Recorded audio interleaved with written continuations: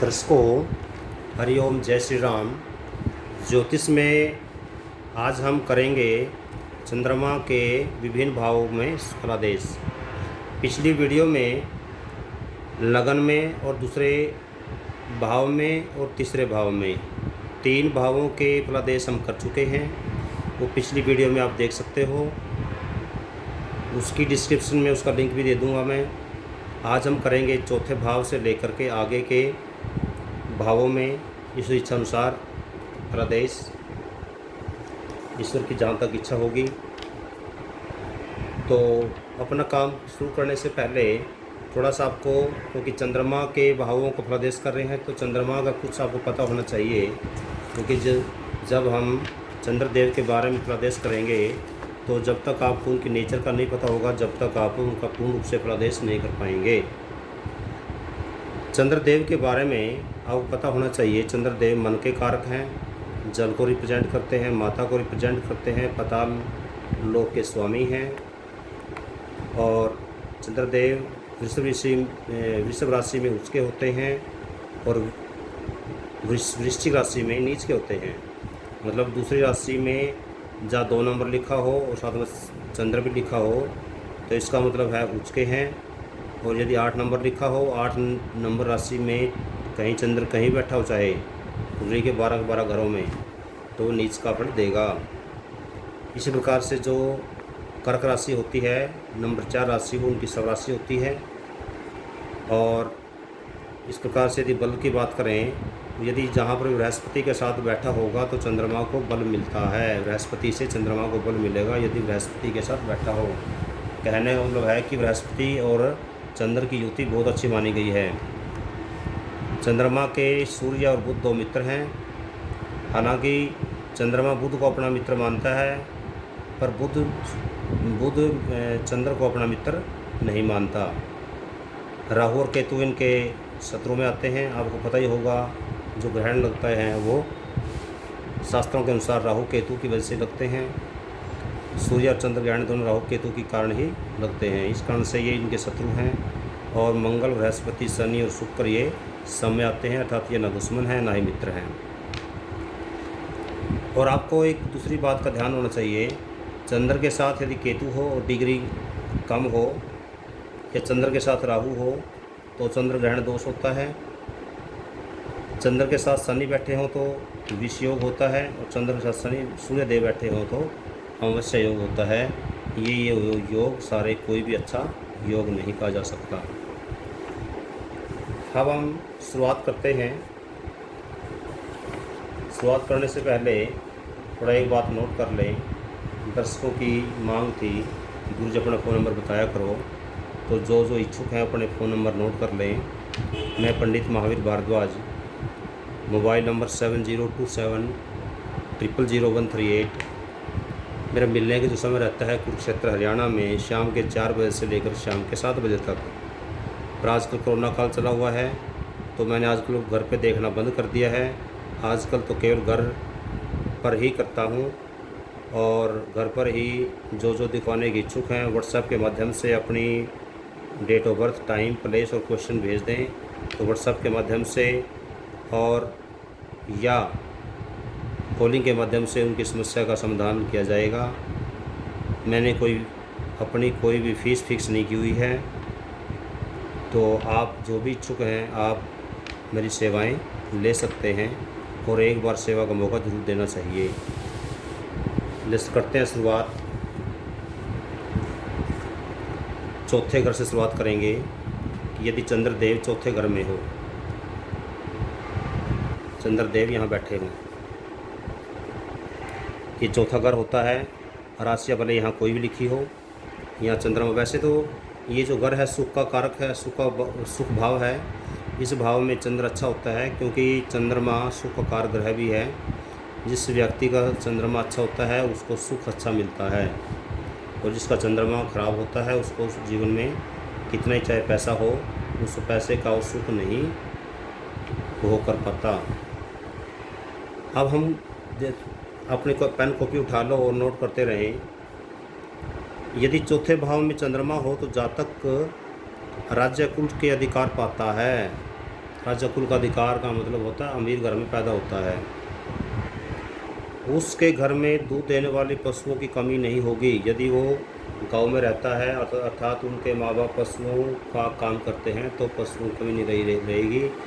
क्योंकि देखो जो शास्त्र लिखे हुए हैं वो पुराने समय के लिखे हुए हैं। उस समय लगभग हर घर में गाय भैंस होती थी, पर अब वो चीज़ लागू नहीं होती, परंतु फिर भी शास्त्रोक्त जो है वो हमें आपको बतानी पड़ेगी।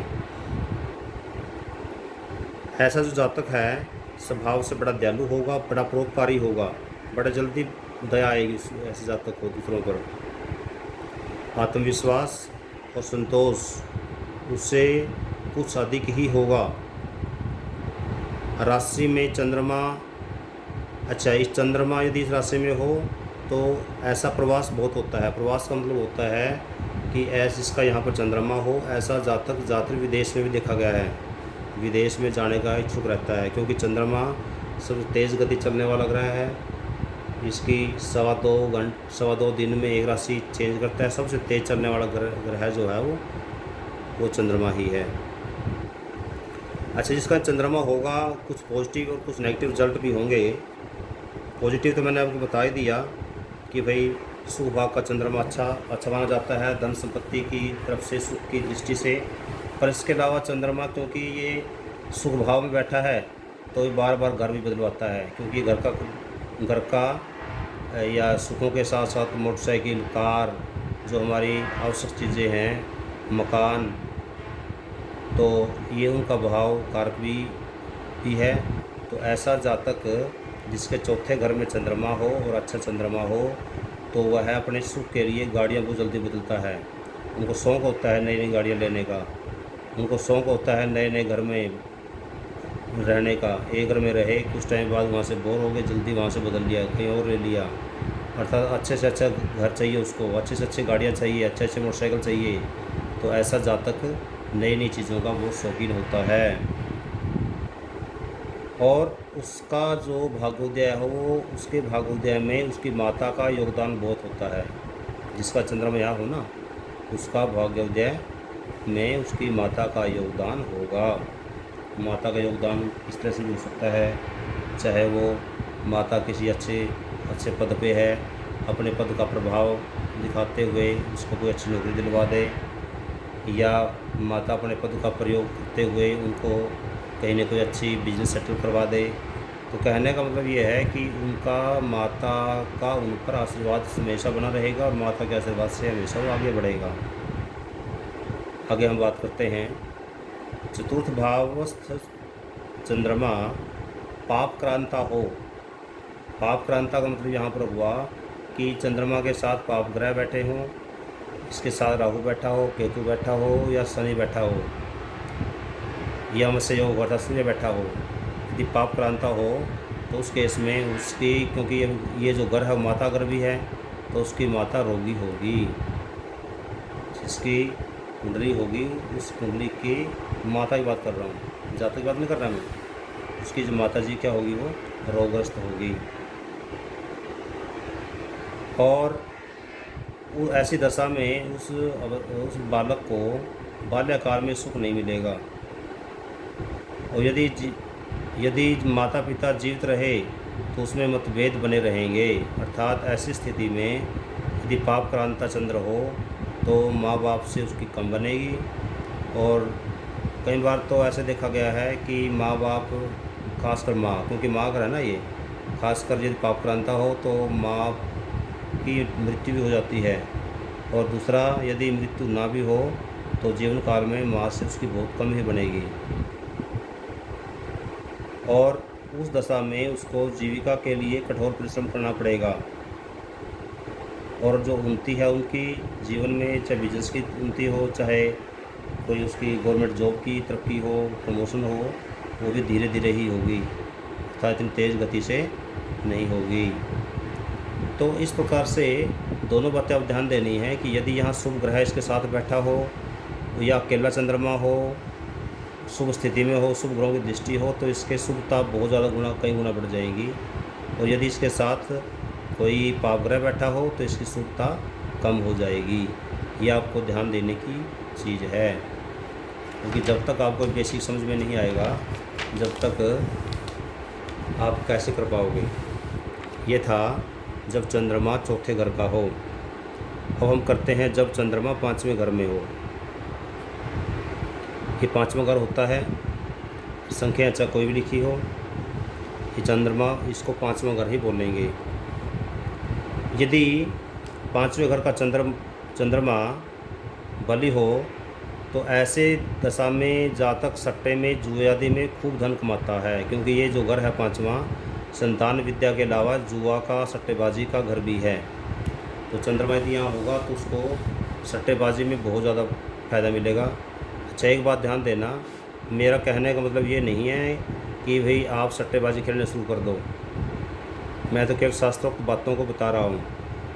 वैसे रियल में सट्टेबाजी कोई अच्छी चीज़ नहीं होती हमारे व्यवहार के लिए या हमारी रेपुटेशन के लिए। तो सट्टेबाजी कोई अच्छी चीज़ नहीं मानी गई है, परंतु फिर भी मैं तो केवल इसका फलादेश बता रहा हूँ कि जिसको चंद्रमा यहाँ होगा तो उसको कई चीज़ों में फ़ायदा मिलेगा। अच्छा, ऐसा जो जातक होगा जिसका चंद्रमा यहाँ होगा वो मौज मस्ती का शौकीन भी होगा। अच्छा, एक बात और ध्यान देना है कि क्योंकि ये जो घर है वो लव फेयर का घर भी होता है, तो ऐसा जातक का कहीं ना कहीं लव फेयर में पढ़ कर के मौज मस्ती करने का वैसा उनका स्वभाव बन जाता है। हाँ, एक चीज़ ज़रूर है कि ऐसा जो जातक है उसको अपनी पत्नी से बहुत ज़्यादा प्यार करेगा। जिसका यहाँ होगा अपनी पत्नी से भी, अपनी बिलव्ड से भी। ज़्यादातर तो ऐसा देखा गया है कि जिसकी यहाँ पर चंद्रमा हो उनकी शादी लव मैरिज ही हो जाती है ज़्यादातर केस में, क्योंकि अपनी प्रेमिका को इतना प्यार करता है वो उसको बाद में पत्नी ही स्वीकार कर लेता है। यदि शादी नहीं हो पाती है तो उसकी दूसरी पत्नी, जो दूसरी लड़की जो पत्नी बन के आएगी, उसके साथ भी वो प्यार करेगा। और ऐसे जातक को जिसका पाँचवें घर में चंद्रमा हो उसको स्त्री से बहुत लाभ होता है, स्त्री जाति से बहुत लाभ होता है। कई बार देखा गया है कि जैसे कुछ लोग तो स्त्रियों पे धन लुटाते हैं और यहाँ का जो चंद्रमा है उल्टा होता है, स्त्रियाँ उस जातक पर ही धन लुटाती हैं। ऐसा यदि चंद्रमा पाँचवें घर का चंद्रमा हो।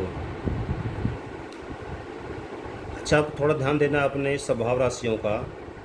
यदि यहाँ पर ये तो था सामान्य प्रदेश चंद्रमा के, ये धवी स्वभाव राशियाँ मिथुन, कन्या, धनु, मीन, ये चंद्रमा हो तो कन्या संतान अधिक उत्पन्न होती हैं।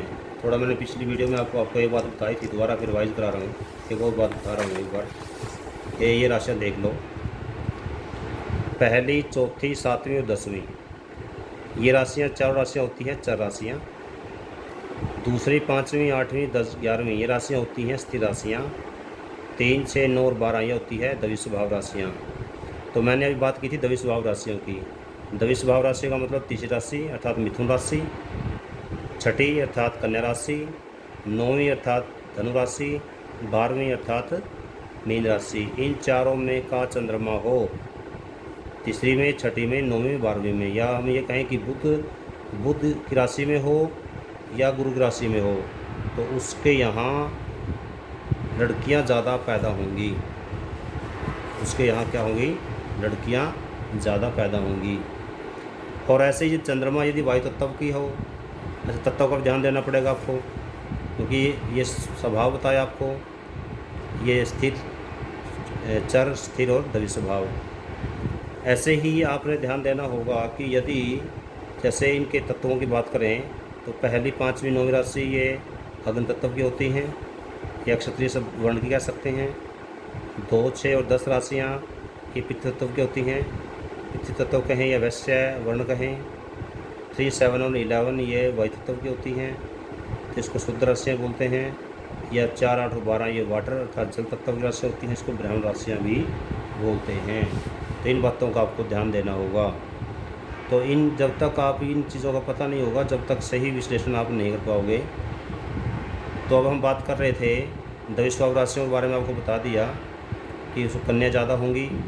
इसके अलावा जो वायु तत्व राशियाँ हैं ये वाली 3, 7 और 11, 3, 7 और 11वां राशि में हो तो उस दशा में पुत्र सुख तो प्रभाव, पुत्र सुख का थोड़ा अभाव रह सकता है। यहाँ पर लड़कियाँ ज़्यादा होंगी पर पुत्र हो सकता है, परंतु इनमें से भी एक बात और बताई इन्होंने कि यदि वायु तत्व राशियाँ हों तो पुत्र सुख में कमी हो सकती है। अर्थात ऐसा भी हो सकता है कि उनको पुत्र घर में हो ही ना, केवल लड़कियाँ ही हो, ऐसा हो सकता है। और केवल कन्या संतान ही हो, लड़का ना हो, ऐसा हो सकता है। और ऐसी स्थिति में जो वायु तत्व राशियों के अंदर चंद्रमा यहाँ हो, तो ऐसा कई बार देखा गया है कि इनके यहाँ लड़कियाँ भी जुड़वा पैदा होती हैं, ट्विंस पैदा होती हैं जो लड़कियाँ भी, जिनका यहाँ पर 3, 7 और 11 राशि में 5वें भाव में क्या हो, चंद्रमा हो। अच्छा, यदि ऐसा हो जाए, ये तो था सामान्य बात, परंतु इसके फल अच्छे और बुरे में कम या ज़्यादा जो होंगे वो दूसरे ग्रहों की दृष्टि का बहुत महत्व होता है। जैसे आपको पिछली वीडियो में बताया था, केवल आप यहाँ पर किसी एक ग्रह को देख करके विश्लेषण नहीं कर सकते, हमें यह देखना भी जरूरी होता है क्या इस पर कोई पाप ग्रह की दृष्टि पड़ रही है या इस घर पे कोई शुभ ग्रह की दृष्टि पड़ रही है। यदि इस घर के ऊपर बृहस्पति, शुक्र या इसकी बुध की अच्छी दृष्टि पड़ रही हो तो उस केस में यहाँ पर अच्छे रिजल्ट मिलेंगे, अशुभता कम हो जाएगी, कई बार तो अशुभता बिल्कुल ख़त्म हो जाती है।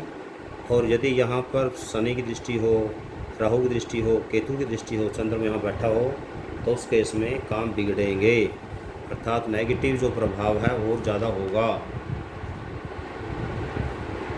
इसके अलावा को ध्यान देना होगा कि यदि पाप ग्रह से दृष्ट हो तो ऐसा जातक मलिन अवस्था में भी होता है और उस दशा में प्रत्येक काम में उसको असफलता मिलेगी।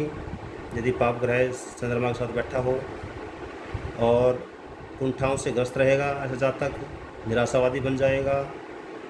जलीय और अग्नि तत्व राशियों में चंद्रमा हो तो पहले पुत्र फिर कन्या संतान होती है। ध्यान देना, ये इम्पोर्टेंट बात है। ये मैंने बताया है जल तत्व, अर्थात यहाँ पर चौथी, 8वीं और 12वीं राशियाँ हो, जल तत्व राशियाँ हो, या अग्नि तत्व। अग्नि तत्व मतलब पहली, 5वीं और 9वीं ये राशियाँ हो 5वें घर में, 1, 5, 9, 4, 8 और 12, तो पहली संतान लड़के के योग ज़्यादा बनते हैं और बाद में लड़कियाँ ही लड़कियाँ होंगी। अर्थात यहाँ पर लड़की के ज़्यादा योग बनेंगे संख्या के आधार पर पहला लड़का भी हो सकता है यदि राशियों में यहाँ पर चंद्रमा हो। और चंद्रमा के पृथ्वी तत्व राशियों में ये हो गया, क्योंकि ये भी हो चुका हमारा, ये भी हो चुका है, ये भी हो चुका है। अब इस पे आ जाओ, यदि 2, 6 और 10 में राशियों में हो, अर्थात इसको हम बोल रहे हैं पृथ्वी तत्व राशियों में हो, अर्थ तत्व में हो या वैश्य राशियों में हो, तो ऐसा जातक उच्च शिक्षा प्राप्त कर लेता है। दूसरी, छठी और 10वीं राशि में क्या होता है, जातक अपनी उच्च शिक्षा प्राप्त कर लेता है। चंद्रमा अग्नि तत्व राशियों में हो, यहाँ पर हो 1, 5 और 9 में, तो शिक्षा उसकी अधूरी रह सकती है। इनमें हो तो शिक्षा के क्षेत्र में आगे बढ़ेगा, इन राशियों में हो तो शिक्षा अधूरी रह सकती है।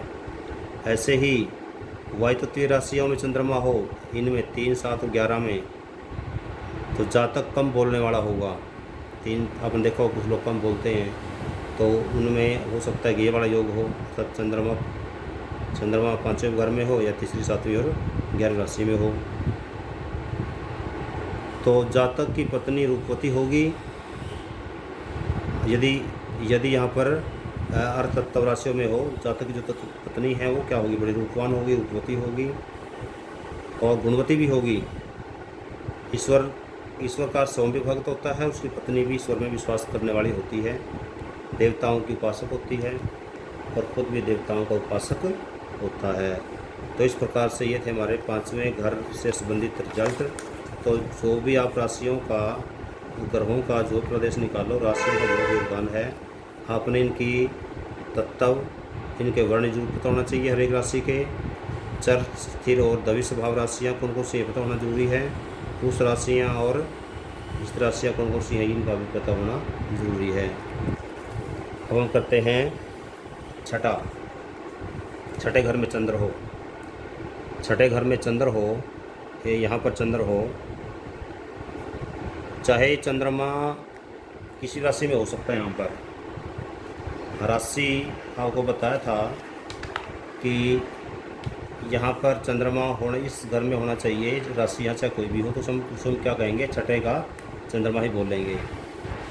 तो अपने जो ध्यान देनी चीज़ है इसमें क्या है कि यदि छठे भाव में चंद्रमा स्थित हो तो देह सुख अच्छा नहीं मिलता, क्योंकि त्रिक भाव में आता है ये छठा, आठवां और 12वां जो 3 घर है ना, इसको त्रिक भाव बोलते हैं। तो यदि यहाँ पर चंद्रमा हो तो स्वास्थ्य के मामले में अच्छा नहीं होगा, स्वास्थ्य में गिरावट रहेगी। और अनिष्ट चंद्रमा यहाँ पर अनिष्ट प्रदान करेगा। जातक के व्यवसाय में कठिनाइयाँ आएंगी चंद्रमा के यहाँ होने से। शत्रुओं द्वारा व्यर्थ में परेशान किया जाएगा, क्योंकि शत्रु उस पर हैवी हो सकते हैं। हाँ, यदि इस घर में चंद्रमा के साथ कोई पाप ग्रह भी हो तो फिर उस केस में चंद्रमा को तो नुकसान करेंगे पर उस जातक का फायदा करेंगे, क्योंकि पाप ग्रह का यहाँ पर होना अच्छा माना गया है। पाप ग्रह यदि यहाँ होगा तो शत्रुहंता योग बन जाएगा, शत्रु उस पर हैवी नहीं हो पाएंगे। अच्छा, ऐसे मामले में जिसका छठे घर में चंद्रमा हो तो कानूनी मामलों में उसे अपयश मिलता है। कानूनी मामले जो अदालत में चल रहे होंगे, क्योंकि ये घर अदालत का भी है, कोर्ट कचहरी का घर भी है ये, तो उसको कोर्ट कचहरी के चक्कर काटने पड़ सकते हैं। और उसकी यदि हम स्वास्थ्य की बात करें तो स्वास्थ्य खराब रहेगा और पाचन क्रिया भी बहुत ज़्यादा असर पड़ेगा। तो जिसका यहाँ चंद्रमा हो चाहे किसी राशि में हो तो ये आप मतलब आँख बंद करके बता सकते हो कि भाई स्वास्थ्य के प्रति तो गिरावट रहेगी पक्का। खासकर पाचन तंत्र पे सबसे ज़्यादा इफेक्ट डालता है चंद्रमा। और अग्नि राशियों में चंद्रमा हो तो जातक दृढ़ निश्चय होता है। अब ये देख लो, दोबारा बता रहा हूँ आपको। यदि जातक छठे घर में राशियाँ हो, छठे घर में कौन सी राशियाँ हो, पहली, पाँचवीं और 9वीं, इनमें से कोई राशि हो तो उस केस में 1, 5, 9 में से कोई राशि होगी तो वो बड़ा दृढ़ निश्चय होगा। अर्थात जो एक बार काम करने निश्चय ले लिया तो ले ही लिया, फिर परवाह नहीं करता लाभ हानि की। छठे घर का चंद्रमा। और ऐसा जातक चिकित्सा का व्यवसाय करे तो उसे बहुत अच्छा रिजल्ट देगा, क्योंकि ये छठा घर है, इसकी सीधी दृष्टि जो भी ग्रह बैठेगा यहाँ जाएगी। और ये चिकित्सा घर है 12वां घर, तो 12वां घर जब चिकित्सा घर है तो यदि यहाँ के बैठने से उसकी दृष्टि यहाँ जा रही है तो उसके लिए चिकित्सा का जो सामान है उसमें चिकित्सा के क्षेत्र में लगे रहना, चाहे मैन्युफैक्चरिंग का काम हो, चाहे रिटेल का काम हो, चाहे खुद डॉक्टर हो, उसके लिए अच्छा होता है। चाहे नर्सिंग हो, ठीक है, नर्स हो, कुछ भी हो, चाहे मतलब हॉस्पिटल से उसका लिंक कुछ न कुछ ज़रूर बनेगा और इस फील्ड में आने में उसको फ़ायदा भी होगा। तो इस प्रकार से कुछ इसमें ये नेगेटिव पार्ट भी हैं, तो क्या आपको बताया था कि स्वास्थ्य के प्रति तो खराब है ही है। इसके अलावा आपको पाचन तंत्र के बारे में बता दिया कि पाचन तंत्र इससे खराब रह सकता है, रक्त दूषित हो सकता है, अर्थात जो ब्लड है वो ब्लड प्यूरिफिकेशन में समस्या आ सकती है, गर्मी बढ़ सकती है लीवर के अंदर। तो ये जो घर है, क्योंकि ये जो घर है छठा घर और ये हमारे शरीर के अंगों को रिप्रेजेंट करता है। छठा घर हमारी टांग से लेकर नाभि से लेकर के नीचे तक का भाग है राइट साइड का, तो इसमें भी कोई समस्या रह सकती है। इसके अलावा चंद्रमा क्योंकि जल का कारक है और शांति कारक है, तो खांसी जुकाम आदि जो रोग हैं इसके कारक हैं, तो चंद्रमा के यहाँ होने से नज़ला जुकाम खांसी की समस्या भी बनी रहती है। जिसका चंद्रमा छठे घर में होगा उसको ये समस्याएं झेलनी पड़ेंगी पक्का। उसके बाद हम बात करते हैं 7वें घर के चंद्रमा की, कि चंद्रमा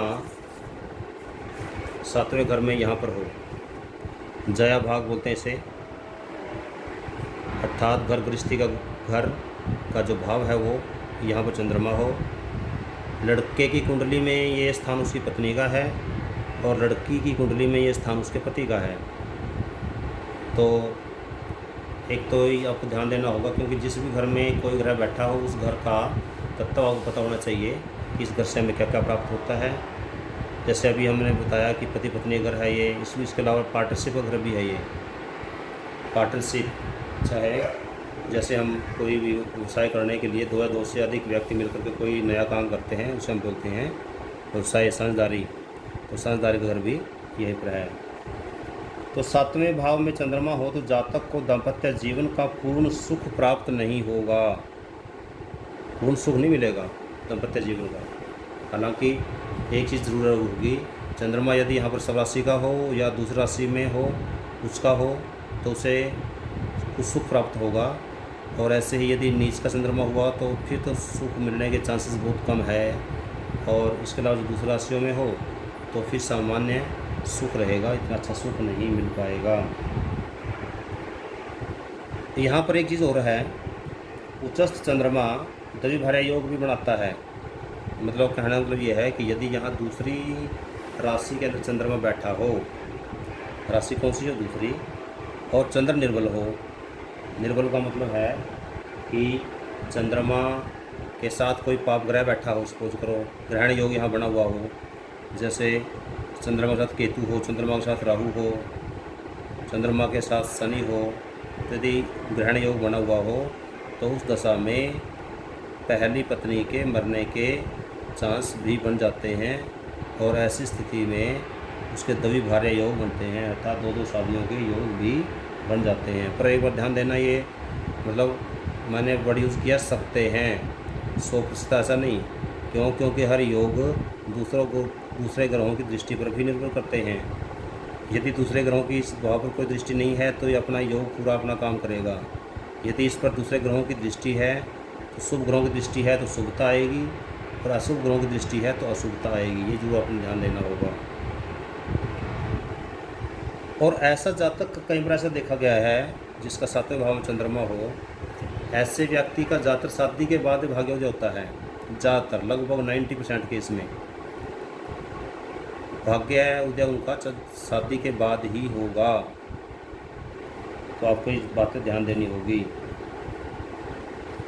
और ऐसा जो जातक है जो आजीविका के साधन है उनको भी बड़ी जल्दी बदलता है, क्योंकि चंद्रमा परिवर्तन का कारक है, बहुत तेज़ परिवर्तन होता है चंद्रमा में। तो इस प्रकार से अपनी यहाँ पर चंद्रमा होने से अपने व्यवसाय व्यापार भी बहुत जल्दी बदलता है। पार्टनर जो होते हैं उसको बहुत जल्दी बदल देता है। जैसे एक के साथ कोई साझेदारी की, कुछ टाइम बाद छोड़ दी, निभी नहीं, फिर किसी और के साथ पार्टनरशिप कर ली, फिर उसके साथ छोड़ दी, फिर किसी और के साथ कर ली। तो चंद्रमा यहाँ का कुछ अच्छा रिजल्ट देता है, कुछ बुरा रिजल्ट भी देता है।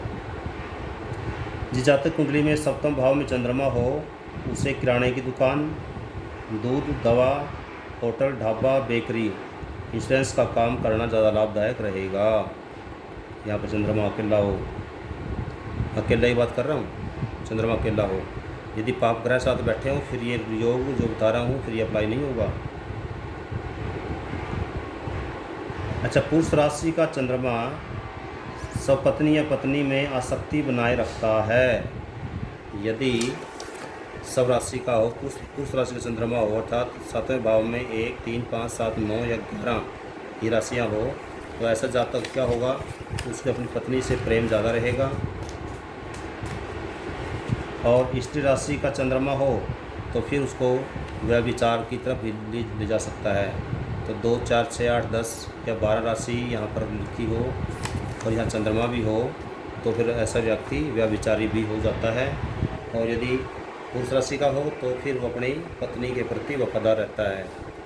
यदि स्त्री राशियों में हो तो पत्नी के प्रति वफादार रहने के थोड़े चांसेस कम हो जाएंगे।